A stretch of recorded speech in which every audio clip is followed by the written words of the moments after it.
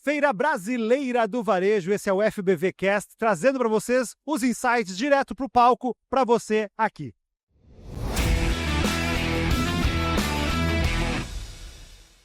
E eu estou agora para falar com Carlos Scapini, que está aqui comigo para falar sobre Creator Economy, como isso vem redefinindo a conexão com as pessoas, e já quero, primeiramente agradecer a tua presença aqui na feira. Muito obrigado pelo convite. Isso, e principalmente já saber qual foi o insight que tu disse, esse insight que eu saí agora do palco, que foi fundamental, que pode resumir para a galera. Eu acho que o que é mais interessante quando a gente conversa com o varejista é justamente a gente tentar entregar um pouco do que é o mundo real e como é que pode ser executado.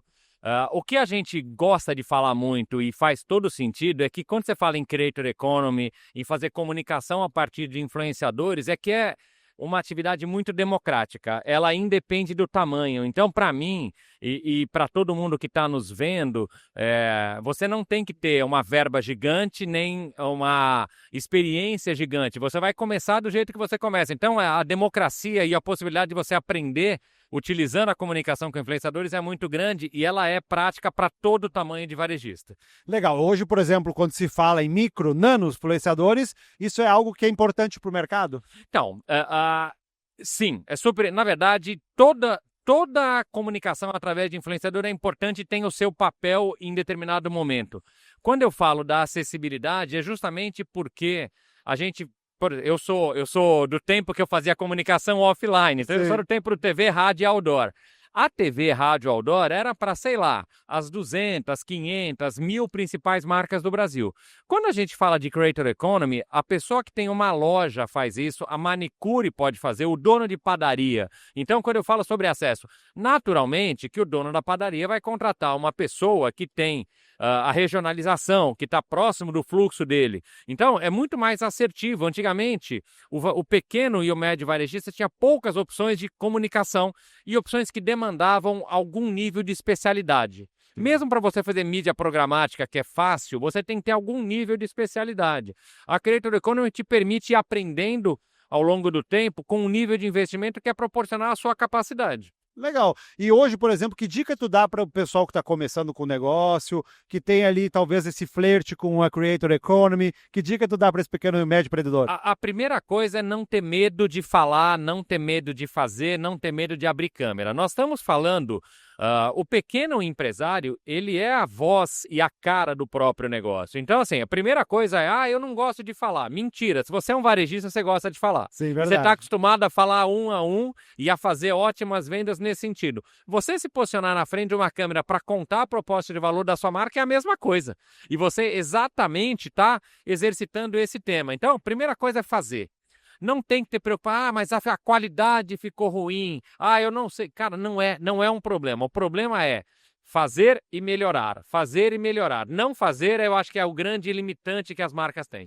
E provavelmente tu já deve ter escutado várias vezes as pessoas pedindo, existe um horário, qual é a frequência que eu tenho que postar? Como é que tu vê isso nos dias de hoje? Vai depender de qual é o seu negócio e qual é a sua carga. Voltando a falar da padaria. Quais são os horários de pico da padaria? Eu confesso que eu imagino que seja de manhã e final do dia. Pode ser que não seja.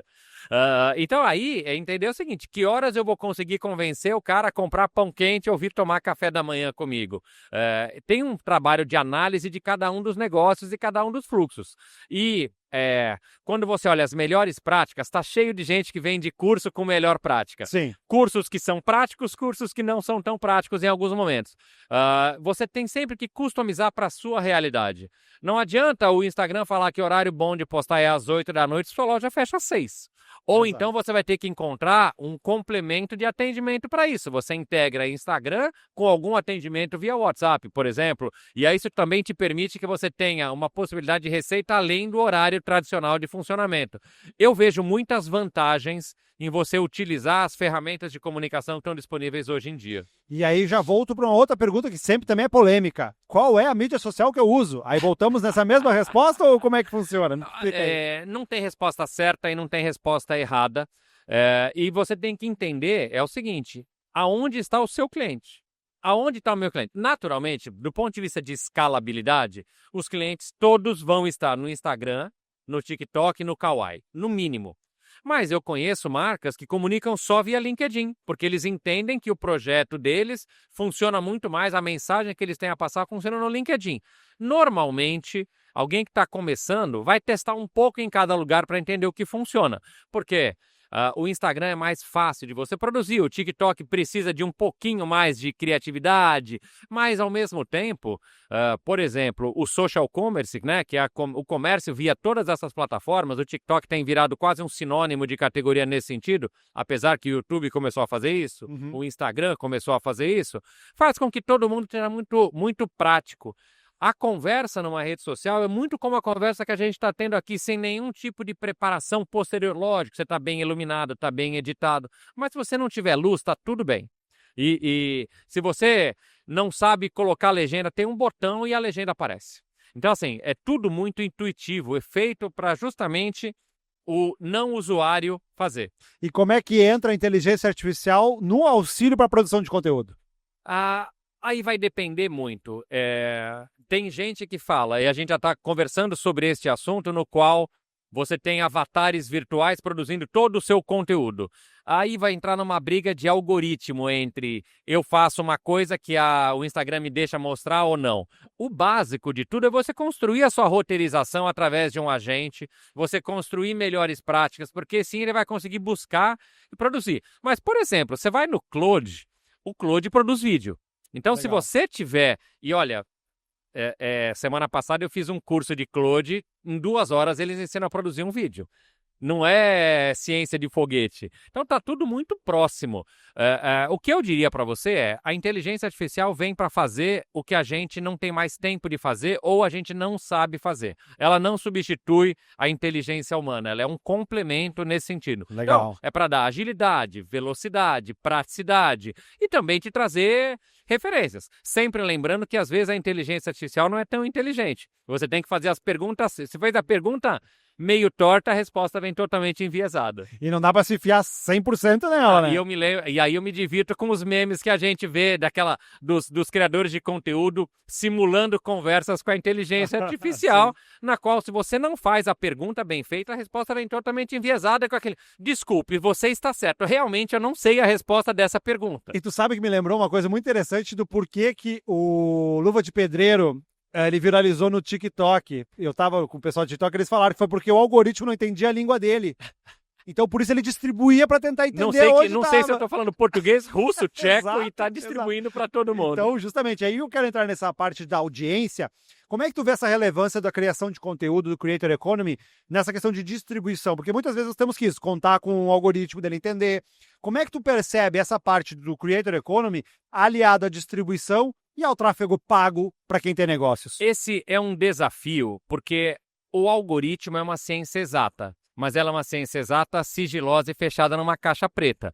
Então, a gente não sabe o que muda até você descobrir que mudou. Há pouco tempo atrás, o Instagram baniu um monte de contas inativas e a gente viu aquelas notícias que perderam 100 mil, 200 mil, 300 mil, que eram seguidores que não existiam e estavam lá fazendo parte da base.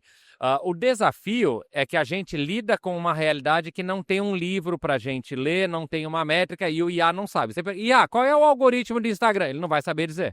O que ele vai ler é reviews que fizeram a partir disso. Então, o desafio que nós temos é que você vai produzir o seu conteúdo, tentar entender no mercado o que está funcionando e aprender a partir da tentativa e erro. Legal. A tentativa e erro é o melhor negócio, até porque a audiência de 2.000 seguidores de uma loja no interior, aqui do Rio Grande do Sul, comporta diferente da audiência de 2.000 seguidores de uma loja do interior de São Paulo. E aí isso muda tudo nesse sentido. As melhores práticas vão acabando ficando comum. E nisso, a própria rede social te ajuda. Que você começa a ver vídeos sobre algoritmo, ela vai começar a te mostrar vídeos sobre algoritmo. Eu digo que é um local onde você tem que ter paciência de aprender e ter paciência de mudar a sua rotina. Porque no final do dia, antigamente a gente passava, sei lá, 8, 10, 12 horas tocando a loja. Eu abro a loja, eu abro o caixa, eu fecho o caixa, eu faço a venda. Hoje em dia, um pedaço dessa nossa rotina é para produzir conteúdo que vai trazer um outro tipo de receita, um outro tipo de engajamento, um outro tipo de satisfação e experiência do cliente.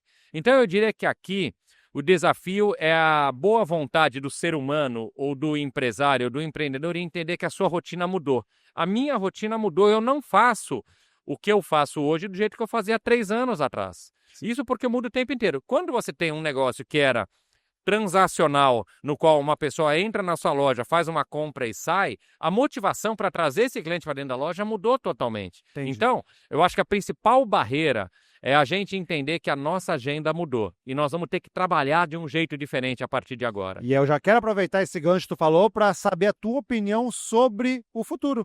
Como é que tu vê o Creator Economy até 2030? O que tu tá sentindo disso aí, dessa tua visão? O que é legal da Creator Economy é que nós estamos muito no começo. Estamos falando aqui de 10, 15 anos de uma indústria, ela é muito nova e o que acontece é que cada hora aparece uma nova variável, um novo vertical. Então, vamos pensar da seguinte forma, tirando a China, que está mais evoluída na parte da conversão onde eu vou chegar, mas vamos falar aqui no Brasil, até o ano passado, quase 100% da receita que era gerada pelo criador era uma receita de awareness, uma receita de impacto de marca. A partir de agora, com as ferramentas de transação e afiliação que existem, e aí a gente fala os projetos de Mercado Livre, de Shopee, de Magalu, de Amazon, não somente as lojas do TikTok Shop, já começam a perceber o seguinte, é um outro dinheiro. Eu fazia um paralelo há um tempo atrás sobre um iceberg e a gente enxergava só a ponta. Uhum. A ponta é o awareness e o iceberg inteiro que está embaixo d'água é a performance. Então, o que vai acontecer cada vez mais é que a transação vai começar a acontecer dentro da plataforma. Se ela vai acontecer como é no TikTok Shop ou no YouTube Shop, é uma coisa, ou se ela vai acontecer dentro do WhatsApp, que é muito fácil de você ver uma comunicação no Instagram, no TikTok, migra para o WhatsApp. Então, o que nós estamos falando é sobre o termo bonito seria a omnicanalidade nesse assunto, mas na prática é o seguinte, nós ficamos muito tempo conectados a devices, por enquanto os devices ainda existem. Eu não sei se em 2030 vai ter device ou se eu vou ler na minha mão. Pode ser que eu tenha um device embutido no meu braço. Mas o que vai acontecer é que esse nível de interação vai continuar acontecendo e vai fazer com que a acessibilidade, todo mundo utilize a ferramenta. O que eu acho mais bonito é a democratização da possibilidade de você fazer a diferença. Então você pode abrir uma loja do seu quarto, da sua garagem, você pode digitalizar a loja do seu pai e do seu avô nesse caminho. Você tem muita oportunidade e você consegue atingir clientes que não estão na sua zona primária de influência. Antigamente a gente falava só sobre eu atinjo os 10 quarteirões em volta da minha loja e agora eu atinjo qualquer um. No final das contas. Legal. Carlos, primeiramente, obrigado pela tua presença na Feira Brasileira do Varejo. Obrigado por compartilhar tanto conteúdo e provocar essa galera aí nessa correria. Não, é um prazer falar sobre isso. É um tema que é muito... tá na boca do povo. É um tema que é muito sexy. E as pessoas têm realmente essas dúvidas, que são dúvidas de como começar. Como começar é começando. Legal. Como começar é sem medo, porque não tem que passar vergonha. Um vídeo deu errado, você vai colocar o outro vídeo, daqui a pouco ninguém mais assiste esse. Os grandes criadores de conteúdo criam 70%, 80% dos vídeos que fazem não performam como em altíssimo nível. Se você desistir antes de você chegar no vídeo que performa, você jogou fora toda essa oportunidade de fazer negócio e de fazer parte dessa indústria. Beleza, temos um bom caminho pela frente, né? Muito. A boa notícia é que tem muita coisa a fazer e muita gente querendo fazer. Então, nós estamos falando aqui sobre crescer a economia do Brasil, estamos falando sobre crescer o PIB do Brasil. A receita que um criador de conteúdo tem hoje é, na média, 2 vezes maior do que a receita do salário médio do brasileiro. Ou seja, a gente está conseguindo fazer que a renda seja distribuída para pessoas que estão... Nós estamos distribuindo a renda de baixo da pirâmide para cima. Isso faz com que o Brasil seja mais igual. Isso é muito importante para a gente como sociedade. Com certeza. Mais uma vez, muito obrigado pela tua presença aqui. Conta com a gente e estaremos sempre juntos. Eu estou esperando já o convite do ano que vem. Já estou aqui, já aceitei, inclusive. Então já vamos aceitar isso aí e deixar programadinho. Já obrigado. Tá marcado, obrigado. Valeu, obrigado. Esse é o FBV Cast.